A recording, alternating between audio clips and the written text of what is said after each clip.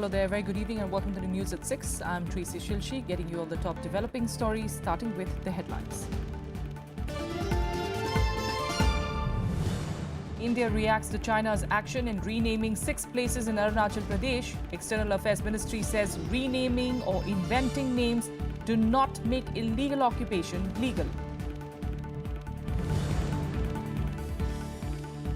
Delhi Police serves notice to former AITMK Deputy General Secretary TTV Dinakaran, summons him to answer charges of attempting to bribe Election Commission officials.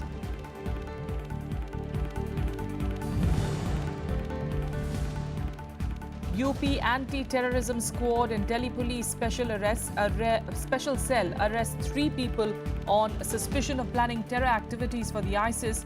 Suspects are believed to be part of an IS module looking for potential recruits.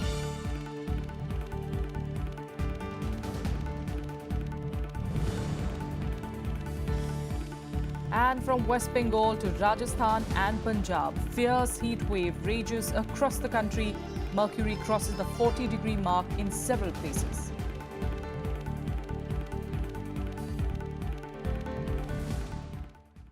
All those details coming up at our top story. 3 suspected terrorists were today arrested in an operation that was carried out jointly by the police teams of 5 states, including the Delhi Police Special Cell and the Uttar Pradesh Anti-Terrorism Squad.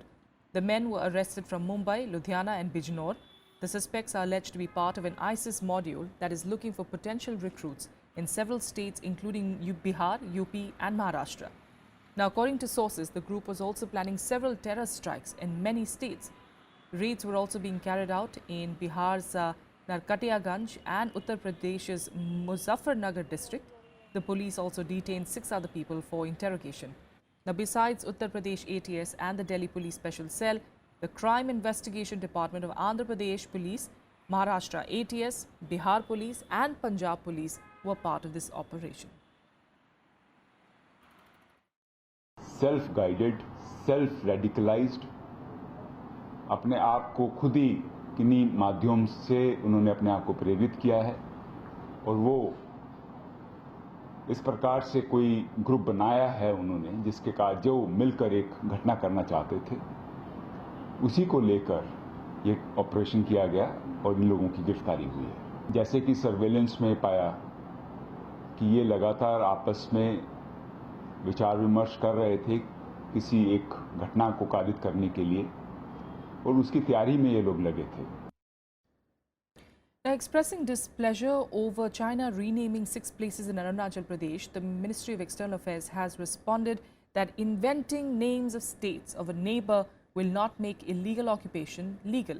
MEA spokesperson Gopal Bagle also asserted that Arunachal Pradesh is an integral part of India.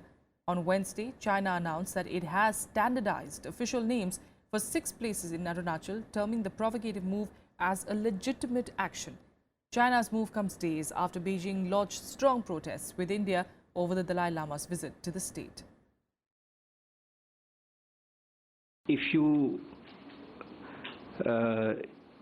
rename or invent names for the towns of your neighbor, it doesn't make illegally held territory legal.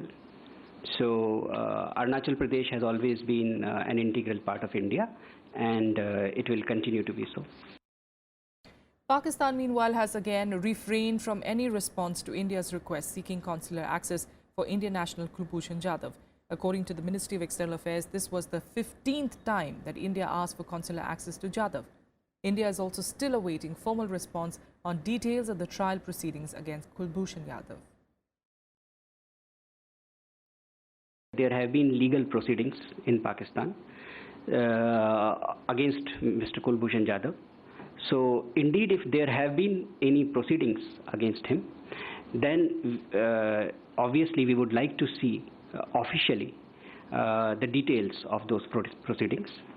So, this is what we have sought from the government of Pakistan. And we would also, of course, like to know what is the future course of action. Officially, we would like to know. हमको इस बारे में कोई जानकारी नहीं है कि वो कहाँ पर हैं, और अभी तक भी इस बारे में हमको कोई जानकारी नहीं है कि कुलभूषण यादव जी पाकिस्तान में कहाँ पर हैं. ये पाकिस्तान सरकार का कहना है कि वो उनकी कस्टडी में है और पाकिस्तान में है, लेकिन उनका स्वास्थ्य कैसा है, उनके हालात कैसे हैं, किस तरीके से वो हैं, ये हमारे लिए एक चिंता का विषय है. Now, there's no end to the political drama. Meanwhile, in Tamil Nadu, even as the Delhi police today summoned AIDMK General Secretary TTV Dinakaran, the O Pannirselvam faction demanded his resignation along with jail party chief Sasikala, saying that there can't be any merger without their dismissal from the party.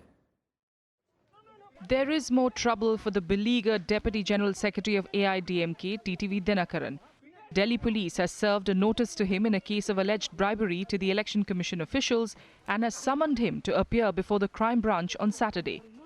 The midnight summon to Dinakaran came just hours after he claimed to step aside to pave the way for a merger of the rival AIDMK factions, saying the rebellion against him was out of fear. However, his stepping aside doesn't seem to be enough for the O Pannirselvam faction, which is demanding resignations of not just Dinakaran, but also jail Party General Secretary Sasikala. We want him to be out with the resignation letters stating that I am not a Assistant General Secretary. And we want Sasikala also to get removed from the party and also from the membership. Okay, so that is our first demand, but that has not happened. They said they're just going away, but we wanted them to totally get removed from the party. And the second demand is probe needs to be organized for Amma's mysterious death. Meanwhile, senior AIDMK leader M. Thambidurai and State Minister D. Jayakumar met the governor, C. Vidyasagar Rao, separately amid reports that the Pannirselvam camp may pitch his name for Tamil Nadu Chief Minister after the merger. However, Thambidurai insisted that the meeting was just a courtesy call. Governor ஒரு மரியாதை நிமித்தமாக சந்தித்தேன வழியா வேற ஒன்றும் கிடையாது. Governor எனக்கு ஒரு நண்பர். நான் 98-99 முதலே மத்திய அமைச்சராக இருக்கும் பொழுது அவர் பாராளுமன்ற உறுப்பினராக இருந்தார். The AIADMK faction, led by former Tamil Nadu Chief Minister O Pannirselvam, also held a meeting to chalk out a strategy for talks with the other group led by Chief Minister E.K. Palanisamy. The OPS faction has rubbished reports of Pannirselvam demanding the CM's post, saying that they are sticking to their original demands, only after which a merger can take place. இந்த இரண்டு கோரிக்கை நிறைவேற்ற வேண்டும் என்று நாங்கள் கேட்கிறோம். இதற்கு இடையில் இதை வைத்துக்கொண்டு இதை எப்படியாவது இவர்களிடத்திலே இருந்து நாம் வெளியேற வேண்டும் என்பதற்காக இன்று இருக்கின்ற முதலமைச்சர். The opposition DMK meanwhile has slammed the latest rumblings within the AIDMK, accusing the leaders of ignoring governance and indulging in selfish politics. They are not doing anything to alleviate the problems faced by the people of Tamil Nadu. Nobody is bothered about them. They are only bothered about settling their internal squabbles and ensure how to safeguard, their money which they have looted from the state of Tamil Nadu. We cannot deny the fact that there is this invisible hand of the central government which is playing out in the form of these mergers, these splits and everything. Reports claim disagreement between the Pannirselvam and Palanisamy camps over the allocation of portfolios in case of a merger. As per reports, both camps want their respective leaders to be the Chief Minister of Tamil Nadu, with the Palanisamy camp arguing that it would not be prudent for the state to have its fourth CM in 6 months. Bureau Report, Rajya Sabha TV. Union Minister M. Venkaiah Naidu on Thursday said that the government has no plans to cut back on security to VIPs. The announcement comes a day after the centre banned the use of beacon lights on all vehicles except emergency vehicles like ambulances and fire brigades. Now, saying that there is no preferential treatment given to the VIPs, Naidu said that their security is necessary in the interest of the country since leaders have to be protected. Ironically, regarding the removal of beacon lights from vehicles, Naidu said that it was a message to equality to every person and that everyone is a VIP. Meanwhile, several opposition parties welcome the centre's move to do away with the red beacons. Keeping that the wishes for the people, everybody is a VIP. That's the philosophy of our government, and the Prime Minister has led the nation by taking this historic decision. Though it's small, but it sends a message that everybody should get equal treatment. With regard to security and all, they are necessary in the interest of the country because the important people, they have to be protected. Otherwise, there is no preferential treatment. लाल बत्ती जो प्रमुख अति विशिष्ट लोग इस्तेमाल करते थे, नियमों में संशोधन करके उस व्यवस्था को खत्म करने का निर्णय लिया गया है, तो उसका स्वागत है। किसी भी तरह से अच्छी बात है। मोदी सरकार ऐसे फैसले ले रही है जो जनता में एक भ्रम की स्थिति फैलाएं, जनता को लगे जैसे बड़े भारी फैसले ले लिए हैं। लाल बत्ती देश में कितने लोग लगाते हैं? आप देश की 125 करोड़ की आबादी अगर ले लें तो लाल बत्ती लगाने वाले 4-5 लाख ही लोग होंगे। तो ये कौन सी बड़ी भारी बात हो गई है? ऐसे फैसले तो बहुत बार होते रहे हैं। मैं मोदी सरकार के इस फैसले का स्वागत करता हूं। ये स्वागत योग्य कदम है और जो वीआईपी सिंड्रोम है वो इस देश की राजनीति से समाप्त होना चाहिए। An intense heat wave raged across northern India, with the mercury crossing the 40°C mark in several places. While Odisha suffered due to water scarcity, the extreme weather caused at least 37 deaths in Telangana. A fierce heat wave raged across India on Wednesday, with the mercury crossing the 40-degree mark in many places. The most intense heat was felt across states stretching from West Bengal to Rajasthan and Punjab. National capital Delhi saw temperatures at 44°C, while Odisha grappled with water scarcity.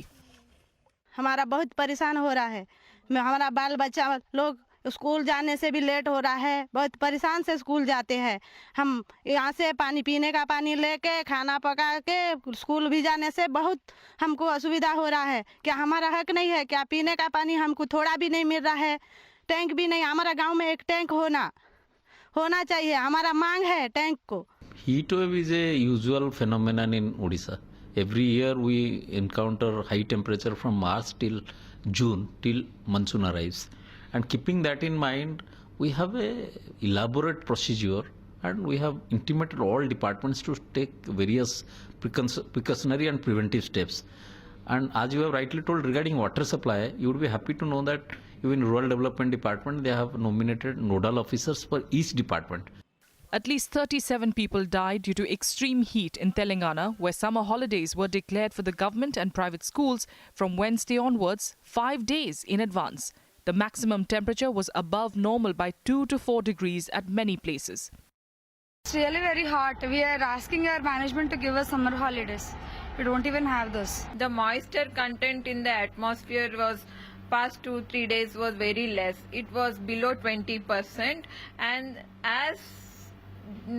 due to that reasons the temperatures have gone up during the past 2-3 days. Maharashtra also reeled with temperatures settling way above the 40-degree mark. Vidarbha region saw the mercury touching 46 degrees. A heat wave alert was sounded in parts of Maharashtra and Vidarbha region. कि मध्य महाराष्ट्र और मराठवाड़ा के इलाके में, जैसे interior Maharashtra जिसे हम कहते हैं, और विदर्भ के भी कुछ इलाकों में काफ़ी तापमान बढ़ गया है। जैसे शोलापुर, मालेगांव वगैरह के कुछ इलाकों में तापमान 43 या 44 तक भी पहुंच गया है। तो हमने आने वाले 2 दिनों के लिए मध्य महाराष्ट्र में हीटवेव होने की संभावना दी है। Maximum temperature in Varanasi was an uncomfortable 40°C. Roads were deserted as people stayed indoors. गर्मी तो इस समय काफी ज्यादा पड़ रही है। सारा पूरा बनारस जिला गर्मी से तप रहा है और जो स्थिति बनी हुई कि लोग निकलना मुश्किल समझ रहे हैं। इस समय दोपहर के समय में जब भी निकलना है, सुबह में निकलना है, शाम में निकलना है, दोपहर को तो यह स्थिति है कि लोग सड़कों पे चलना दूभर समझ रहे हैं। जिस तरीके की गर्मी पड़ रही है, काफी तेज गर्मी पड़ रही है। With expectations of a return of the El Nino weather pattern, the summer is predicted to be hotter than usual. Bureau Report, Rajya Sabha TV. In other news, the NGT, or the National Green Tribunal, on Thursday criticized Sri Ravi Shankar for his statement blaming the centre and the Green Panel for damage to the Yamuna floodplains. Describing the statement as shocking, the tribunal claimed that the Art of Living founder has no sense of responsibility. The observations came after petitioner informed the tribunal about Ravi Shankar's statements, where he blamed the government and the NGT for permitting his NGO to hold the World Culture Festival on the floodplains of River Yamuna. The tribunal also directed the Art of Living founder and other parties to file their replies and objections to the expert panel's report. Earlier, an expert committee told the NGT that 42.02 crore rupees will be required to restore Yamuna floodplains. Responding to the verdict of the NGT in a series of tweets, Sri Ravi Shankar has said that the art of living has done no wrong. हम लोगों ने court के आगे ये submit किया है कि जो फाइनेंशियल एस्पेक्ट्स हैं उस रिपोर्ट के और जो कंक्लूजन रिपोर्ट है हमें सिर्फ पिछले ही हफ्ते दिया गया है. So we have requested for a little more time from the court to file our response to that. NGT ने जिस तरह की बयान आज की है, मुझे लगता है कि एनजीटी पूरी तरह से बायस्ड हो रही है और समझ में नहीं आ रहा ये पैनल किस तरह से काम कर रही है. Meanwhile, the Central Board of Secondary Education, or CBSE, has warned schools affiliated to it against the sale of books, uniforms and stationery. It reminded them that educational institutions are not commercial establishments. The board also issued an advisory following complaints from parents and stakeholders that schools were selling books, uniforms within school premises or from selected vendors. The CBSE also told schools to stick to the books published by the National Council of Education Research and Training, or NCRT. In an advisory sent to the schools, the CBSE said the board has taken a serious view of the complaints and the schools are directed to desist from the unhealthy practice of coercing parents to buy textbooks, notebooks, stationery, uniforms, shoes, school bags, etc. from within the premise or from selected vendors only. CBSE norms mandate that schools are run as community service and not as a business, and that commercialization does not take place in the school in any shape whatsoever. Now, the issue was also recently raised in Parliament, where Union HRD Minister Prakash Javadekar said that NCRT books have been supplied to 2,000 private schools. With that, let's take a look at more updates from across the country in Nationwide. The Supreme Court has allowed civic agency NDMC to e-auction Delhi's five-star hotel Taj Mansingh. The court has also asked the NDMC to grant 6 months' time to the company to vacate the hotel in case they lose out on the e-auction.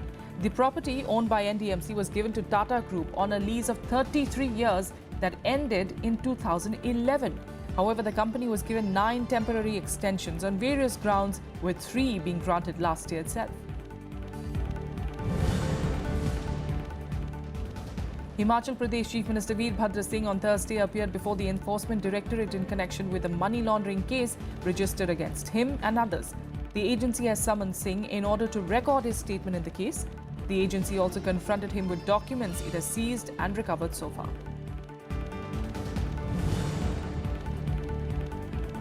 The National Green Tribunal on Thursday directed the Delhi government to introduce destination buses from the 1st of May in a bid to help improve the air quality in the national capital. The Green Panel asked the government to run the point-to-point buses on an experimental basis from spots where it is convenient for the public at large. According to the NGT, the introduction of such services would facilitate an individual to opt for buses rather than driving a car alone on the highly congested roads.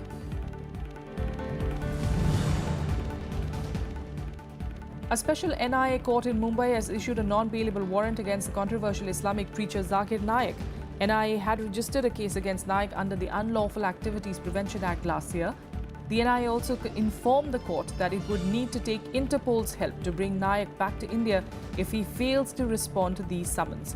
Naik left India allegedly to evade arrest after some perpetrators of the Dhaka terror attack last year claimed that they were inspired by him.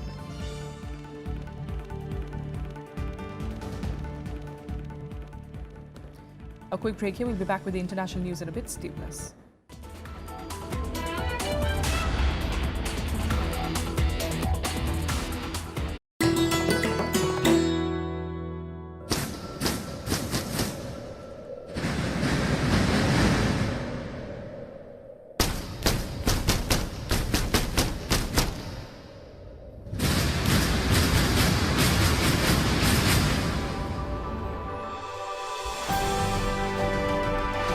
Nelson Rolihlahla Mandela, affectionately known as Madiba, was South Africa's first democratically elected president, an international peacemaker and statesman, and a Nobel Peace Prize winner. Through a long career as an activist, Mandela was a crusader for equal rights for South Africa's black majority. Having undergone frequent imprisonment, in 1964, Mandela was sentenced to life in jail. charged with sabotage, treason, and violent conspiracy. He narrowly escaped the gallows. He was released in 1990, having initiated talks with South African President de Klerk towards ending apartheid in the country. Mandela was awarded the Nobel Prize for Peace in 1993 for his efforts.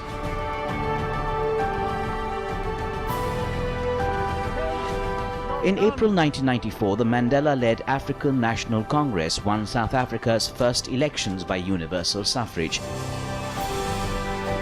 And Mandela was sworn in as president of the country's first multi-ethnic government. He retired from the presidency in 1999 and from public life in 2004. Nelson Mandela died on December 5, 2013, from a recurring lung infection.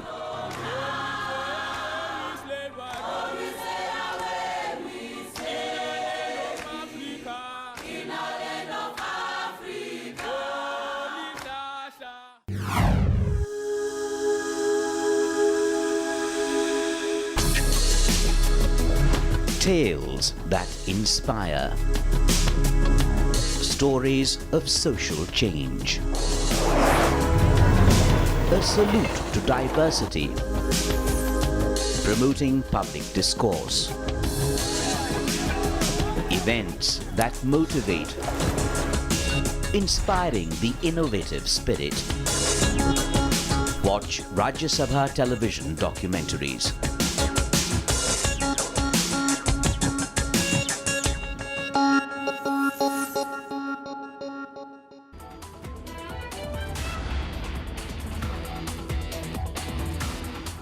Welcome back. International news now. In the Pakistani Supreme Court today ordered an investigation against Prime Minister Nawaz Sharif in connection with the Panama Papers case.